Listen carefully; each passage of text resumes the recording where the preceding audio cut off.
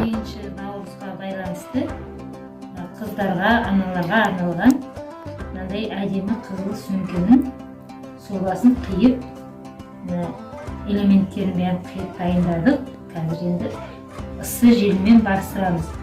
Содан кейін мінекей наурыз мерекесіне арналған кішкентай ғана сөмкенің сұлбасын қиып дайындап жатырмық. Сен мынаны қия бер, мен мынаны бастап қия берейін. Иә, сызықтарынан бастап қия бер.